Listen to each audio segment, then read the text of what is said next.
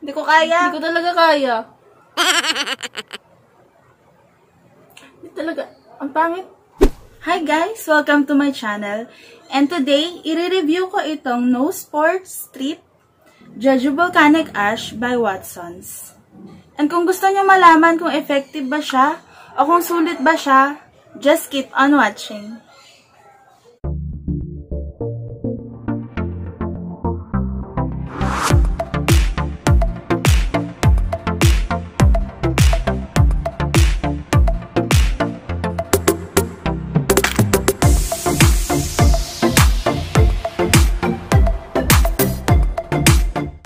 So guys, bago ko simulan, ano muna itong Nose Pore Strip by Watsons. Yan. Yan yung likod niya. So, ang sabi dito, blackhead removal with instant results with witch hazel extract. Siya ay made in Korea. Tapos, ang sabi pa dito, Watsons Jeju Volcanic Ash. Nose pore strips contain volcanic ash from Jeju. It has excellent absorption properties and it effectively removes keratin, dirt, and impurities from your pores. With added witch hazel extract, these nose pore strips leave your skin feeling refreshed and smooth. So, maliban sa Jeju Volcanic Ash, meron din daw siyang witch hazel na nakakapag-smooth ng skin. So, tignan natin mamaya kung pagkatapos natin siya gamitin ay magiging smooth nga yung ilong natin. So, isang pack yung binili ko at nagkakahalaga ng 129 pesos. Bale, parang 13 pesos ang isa. And, sa loob niya, ganito ang itsura. Pareho lang sila, pero ito, naka-sachet. Matagal ko na itong nabili and hindi ko pa siya nagagamit. Kitang-kita naman sa packaging. Medyo luma na siya. Lumang-luma na siya. And sakto ngayon, naisipan ko siyang gamitin kasi ang dami ko ng blackheads sa ilong and dito banda talagang ang gaspang niya na. So, itatry natin to kung mapapasmooth niya nga yung ilong ko. So, ang sabi dito, clean and wet the nose area. Gagamit na lang ako ng wet wipes. I-dadab ko na lang. Hanggang maramdaman ko na basa na yung nose area ko. Then, ang sabi, dry your hands and apply nose pore strip. Then, smooth and press down firmly over nose. So, syempre bubuksan. Dapat pala nilabas ko na siya kanina pa. Tuyo na agad yung ilong ko. So, ganito ang itsura niya. May plastic pa siya. Ito yung tatanggalin siguro. Tapos, ito yung ganun. Ang inaalala ko lang kung magkakasya to sa akin kasi medyo pinagpala tayo sa ilong. So, yun. May plastic pa siya. Ito yung tatanggalin kapag i-apply na. And tingin ko hindi sapat itong sa wet wipes. Kaya dadagdagan ko siya ng tubig. So, dinagdagan ko siya ng tubig. Konti lang naman. Tapos, itadab ko ulit sa my nose area ko. So, tanggalin ko siya na mabilisan. Kasi baka matuyo. Baka matuyo yung tubig kasi may nakatutok na electric fan sa akin. So, yan. Ilalagay ko sa ilong ko ito.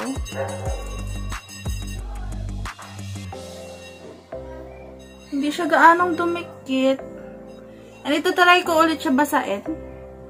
In case pwede pa siyang ma-resolbahan.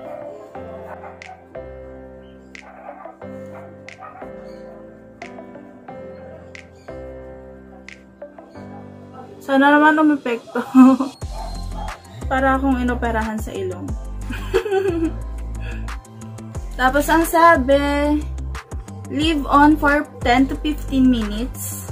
So magwe-wait ako ng 15 minutes, pero kung medyo basa pa siya, patatagalin ko pa siya ng konti para matuyo.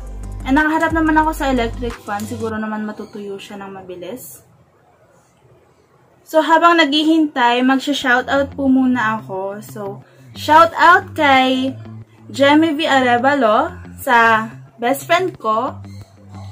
Yan, super supportive po yan sa akin. And isa pang kaibigan ko is si Lerio Garcia. Shoutout sa'yo. Super support din yan sa akin. Tapos si Kuya, si Jomar Navaluna, super support din yan sa akin. And meron din po siyang YouTube account sa Kuya Mangyan TV. Ilalagay ko siya dito. And ilalagay ko rin yung link sa description box kung gusto nyo bisitahin yung account niya. So, ayun po. Shoutout sa inyo. Masyado ko yatang nabasa. Hindi ako pwede magpatugtog at baka ma-copyright ako eh. Ang boring. Meron pa akong 8 minutes. Kung tutuusin, hindi nyo naman to ramdam eh. Kasi pwede ko naman siyang i-fast forward. Nandun na agad tayo sa tatanggalin ko na.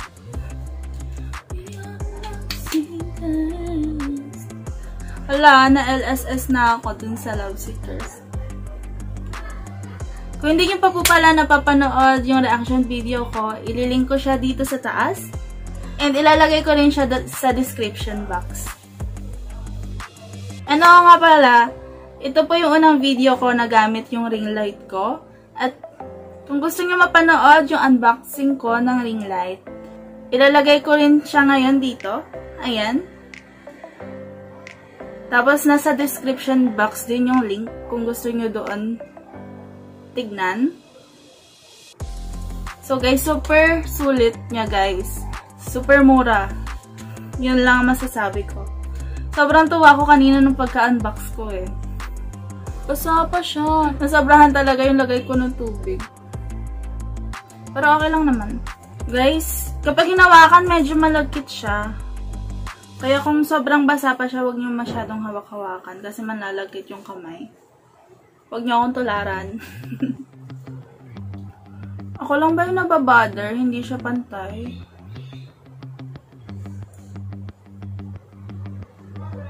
I'm bored.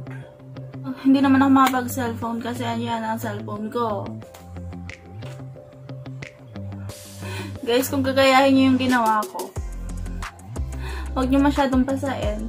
15 minutes na guys and mukhang magte-30 minutes akong maggaganito. Update lang po, 20 minutes na and hindi pa siya tuyo. Magkakatotoo yata 30 minutes ako dito. Uy, tuyo na. Matigas na yung dito banda. Pero dito basa pa. Electric fan, umayos ka. Electric fan? Okay ka ba, electric fan? Ba't hindi natutuyo yung ilong ko, electric fan? Ito guys, ramdam ko tuyong-tuyo na talaga siya. Pero ito kasi basa pa and dito banda maraming blackheads. And update lang po sa time. 30 minutes na. So guys, may ipapakita ako. Tignan nyo ang itsura niya sa malapitan.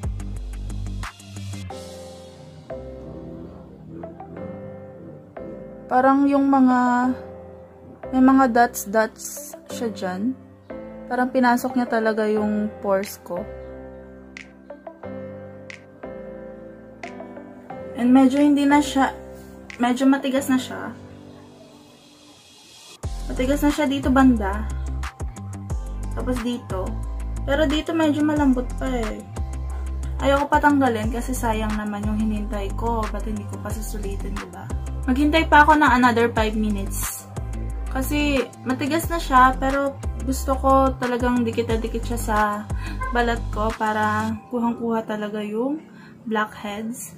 And para masulit na rin natin yung paghihintay natin ng more than 30 minutes. Gagawin na natin 35 minutes. So, ayun.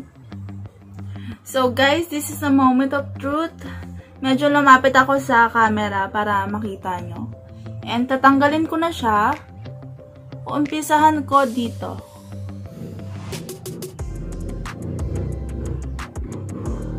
Uy, sobrang dikit niya.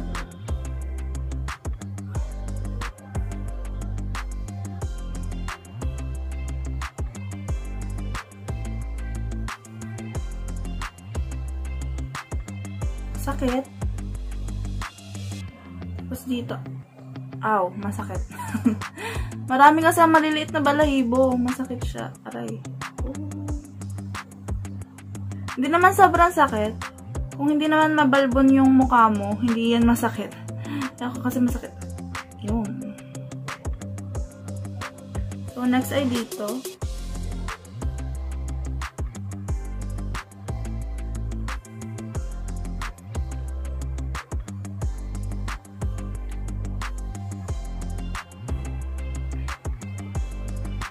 Ipapakita ko sa inyo ah. Ayan no. Ang dami. Marami-rami rin siyang nakuha. Ayun no, kitang-kita dito. Ipa-flash ko rin yung picture nito para makita nyo ng malapitan.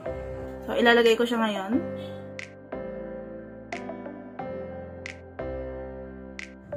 Itatry kong hawakan yung ilong ko ngayon.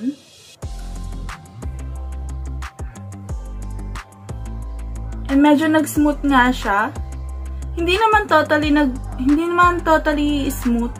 May mga nararamdaman pa rin akong konti. Pero hindi tulad kanina ng super dami. Tapos ang sabi pa dito, peel up then rinse thoroughly with water. So ngayon, ang gagawin ko na lang muna is wet wipes.